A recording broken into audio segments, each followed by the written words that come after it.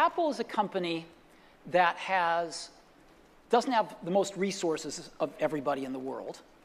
And the way we've succeeded is by choosing what horses to ride really carefully, technically. We try to look for these technical vectors that have a future and that are headed up. And, you know, technology, different pieces of technology kind of go in cycles. They have their springs and summers and autumns, and then they, you know, go to the graveyard of technology.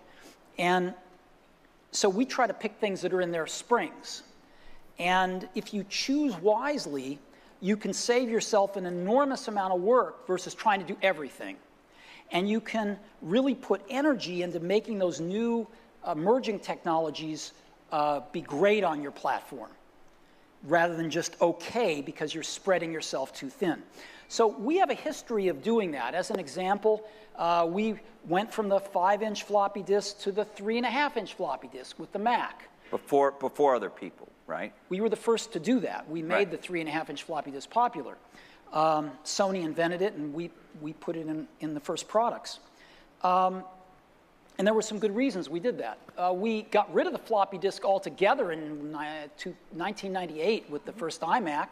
We also got rid of these things called serial and parallel ports, and we were the first to adopt USB, even though Intel had invented it. You first saw it in mass on iMacs. And so we have gotten rid of things. We were one of the first to get rid of optical drives with the MacBook Air. And I think things are moving in that direction as well. And sometimes when we get rid of things like the floppy disk drive on the original iMac, people call us crazy. Or at least premature, maybe. No, they call us crazy. Oh, okay.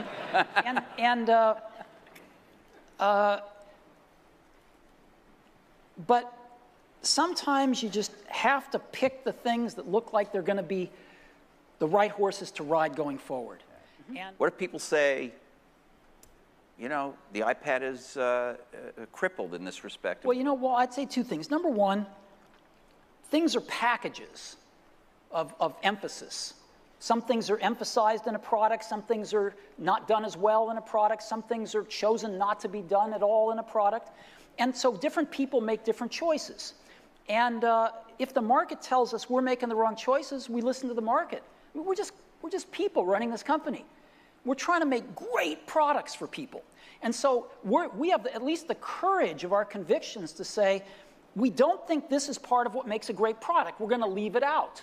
Some people are going to not like that. They're going to call us names. It's not going to be in certain companies' vested interests that we do that, but we're going to take the heat because we want to make the best product in the world for customers. And we're going to instead focus our energy on these technologies, which we think are in their ascendancy and we think are going to be the right technologies for customers. And you know what?